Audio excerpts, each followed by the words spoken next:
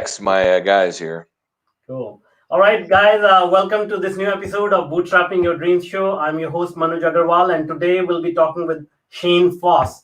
So, Shane, with over 20 years of tenure as an executive in the medical industry, he has he became frustrated with how underserved Americans were with the current healthcare options. So he set out to make a change, and in 2018 achieved to make a change and his goal through launching Hooray Health, an unconventional health insurance company dedicated to providing affordable, basic, and urgent healthcare alternatives to highly deductible health plans.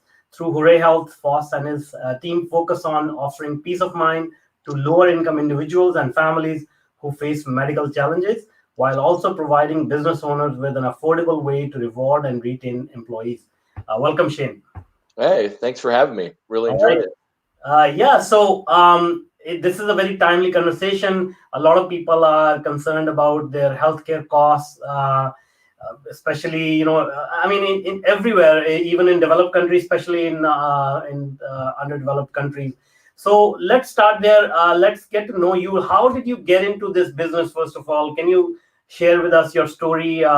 What prompted you to get into insurance business? Yeah, sure. I spent, I started off in healthcare with in the United States Air Force, and so I worked in the operating room and just really fell in love with healthcare and spent most of my career in medical device sales with large orthopedic organizations. And my last role, I got into health insurance. A good friend of mine was a CEO, and I went in as a COO, and we basically it was my first entry into health insurance and selling into group benefits, and I just fell in love with it. But I saw this huge opportunity where there's this underserved market, and so I took a chance, and we had sold that last company, and took a chance, and built up my idea, and been doing it for the last 3.5 years now. So really kind of not not something that I started off my career thinking about, but ended up very happy where I'm at. Awesome, that's great. So, can you tell us what did you see differently from other medical professionals? Obviously, we know that there are things that can be improved upon. No healthcare system is perfect, but according to you, what are the major challenges that you see in the healthcare system right now? Well, I think the biggest thing is transparency in pricing. It's it's a barrier to entry for somebody to go in to see a doctor because they don't know what they're going to get charged. And it's I think, to me, the lack of transparency is our biggest issue, because there's no correlation between cost and quality in healthcare. So what that does is it puts the burden on you as the insured, the member, the patient, whatever you want to call yourself at that time. And there's such a lack of information out there to make a good decision that people just kind of throw their hands up and say, all right, I got to go get care. So let's see what the surprise bill is going to be. So I think that's the biggest challenge. Okay, and is that a structural problem with the insurance industry or the medical industry or the combination of both? Because like there are so many components, or so many people come together, or so many companies come together when they have to take care of a patient and then get paid and pay for the pharmaceuticals or Right. devices or whatever. Right. So where do you think the biggest problems are?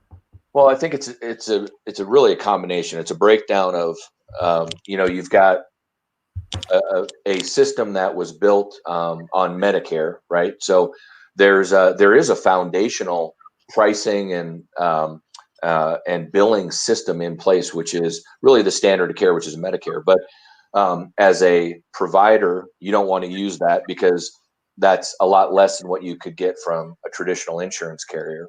Okay. And so, there's a disconnect. There's a disconnect there. There's a disconnect with um, the government, in the sense that the government really isn't mandating anything. They say they're mandating now with what Trump's done with transparency, but hospitals make it so confusing, and insurance carriers don't want to provide that information. And so it's just, incentives aren't aligned, right? We we really need to go to the free capitalistic market that we are, and provide that transparency and let your quality and your customer experience drive your pricing. Okay, cool. And what is it that a consumer can do right now to make sure that they are protected, their families are protected, and they don't essentially they don't have to face choice between paying for necessities and paying for their healthcare. Yeah, so I think the biggest thing is obviously with your taking advantage of your employer benefit plan, employer sponsored benefit plan. But I think the other thing is really being an informed consumer. Don't be afraid to ask the question when you go in to see a doctor. Hey, how much is this going to cost me? And then getting a price upfront and then paying it. And you can do that for surgery. You can do that for hospitalization. And I think that's if because whether you're insured or not insured, I think that's the biggest thing you need to do. Period. Anyway. Okay. And so, in terms of insurance, again, we have international audience from all over the world. So, keeping that in mind, like what are some of the options you can recommend? Obviously, I don't expect an answer for something that'll work for everyone. But in your experience, what are some of the main sort of conventional ways that people can look for insurance at this stage? Like, let's say if somebody's not insured or they're not adequately insured, are there any options available today for them to get covered? Sure, you can. You have the private exchange that you can go to. You can. There's a bunch of other insurance sales websites that you can go to buy a non ACA qualified plan in the United States.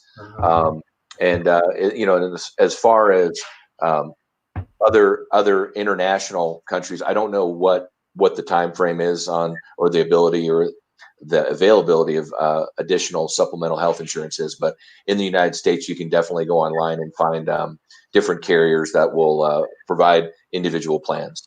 Okay. And there's a question even from the audience, like once we figure out, okay, these are the options, let's say insurance agents or insurance companies, and we want to visit doctors, like right now there's so much confusion, there is so much fear.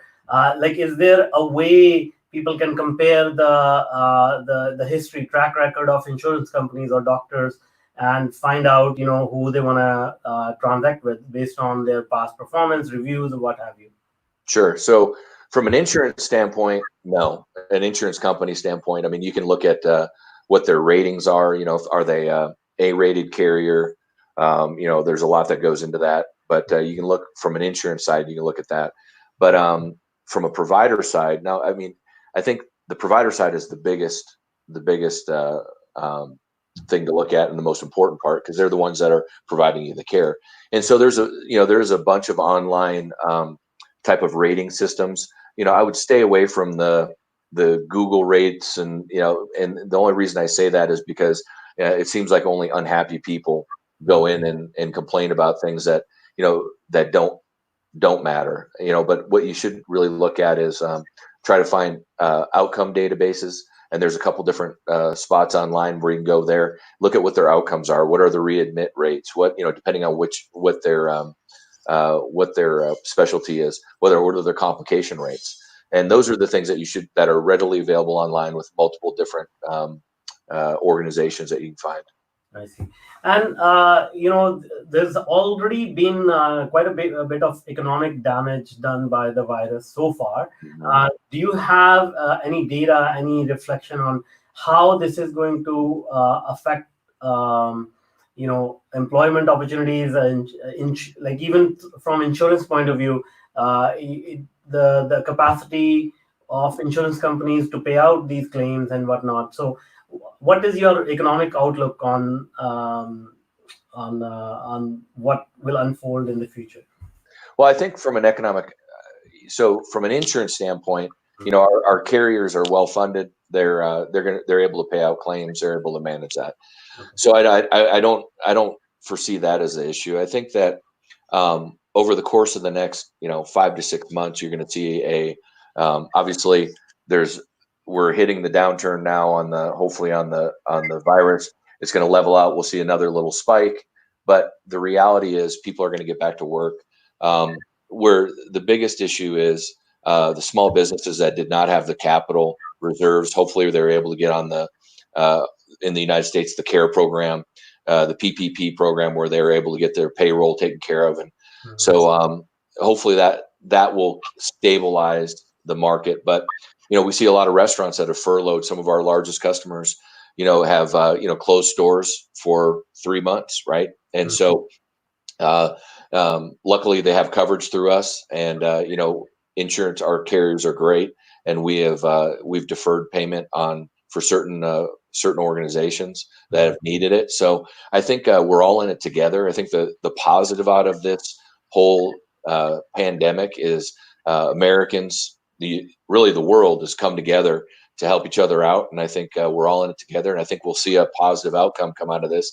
I think, from an economy standpoint, you'll see the part-timers coming back to work, because, once they start opening the restaurants again, those workers have to come back, right? I mean, we need to have people providing those services. So, I think it's going to come back. It's just going to be a little dip right now. And some businesses, unfortunately, won't come back, which is a shame. But, that's it's just nothing we can do about that at this point. Okay. And, as I said, a lot of people in the audience, they are also looking at freelancing or becoming a solopreneur. What kind of options do they have for, covering their insurance? Because as they used to work full time for a company, they probably got healthcare through their employment.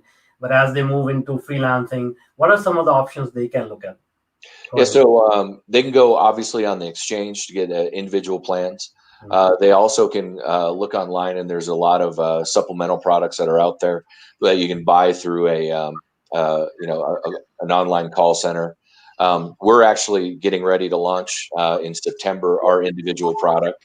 You can go to hooray-healthcare.com, and you'll be able to buy our individual product online.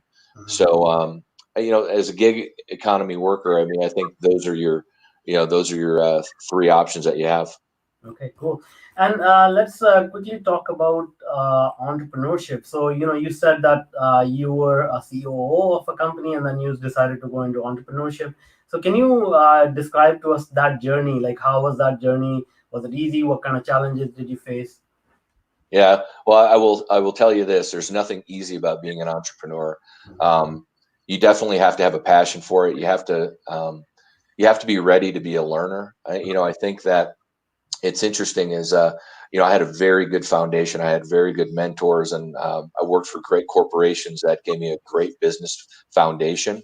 But I think there's certain things that you're never prepared for. And you got to learn on the way, and you got to have that ability to, just kind of pull your knickers up and just say, all right, let's get through it and get it done. And, there's a lot of stress, but there's also a lot of excitement and a lot of joy in it. And so, my advice is if you feel the calling to be an entrepreneur, and you have the idea, and you've done enough research to make sure it's a viable idea, and then, take the chance, bet on yourself. And it's a very rewarding life.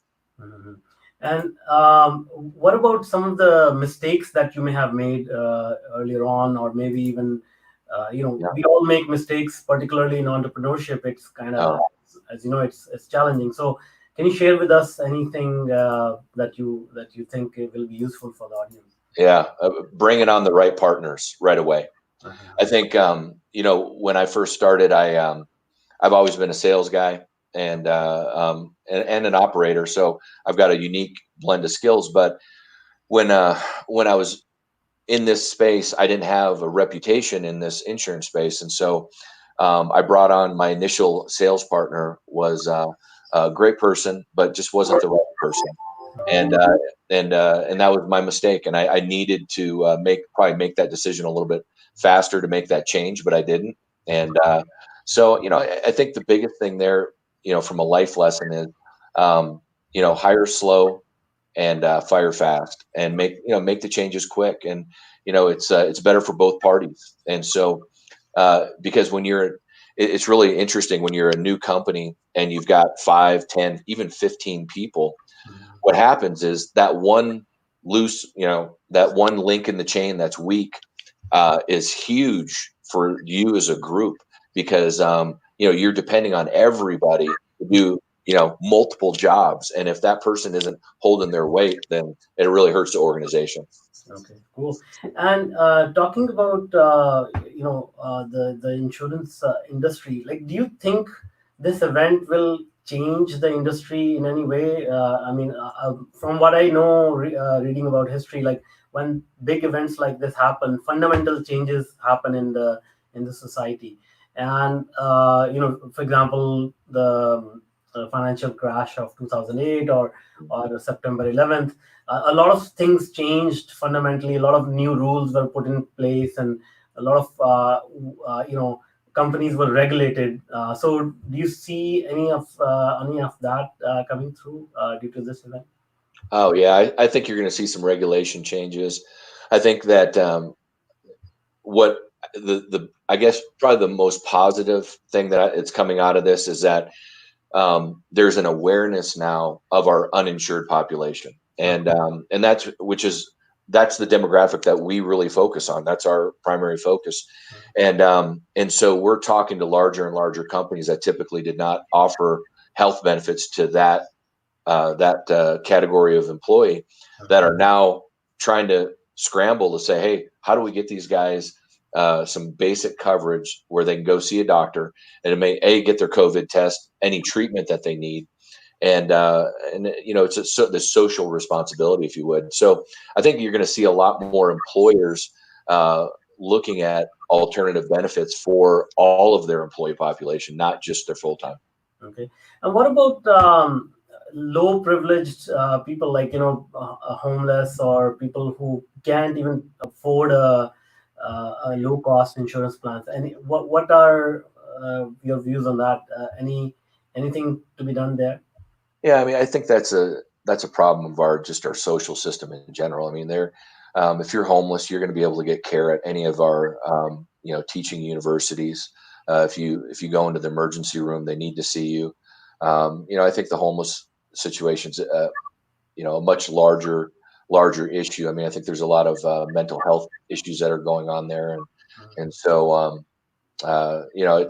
it's um, it's a shame, but the great news is they do have access to care if they go into any of the university systems or the county hospitals. Cool. And speaking of mental health, what are some of your recommendations in terms of getting through this with your sanity intact? Yeah. Uh, I'll tell you what, get up and get walking and get moving. Every day I schedule time to go for at least an hour long walk and get out of the house, whether I'm going down to the road, going to the river, going wherever.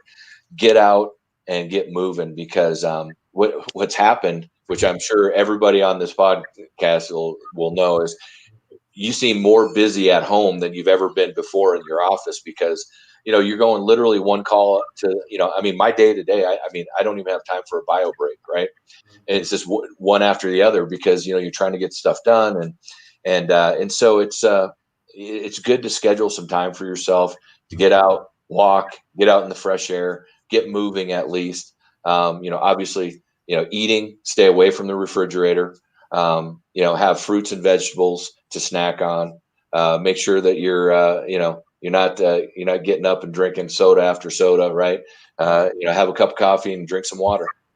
Awesome, that's great. I think that was an amazing conversation, and you showed us quite a bit of sort of information that people wonder about insurance, about healthcare cost, which is on the mind of a lot of people.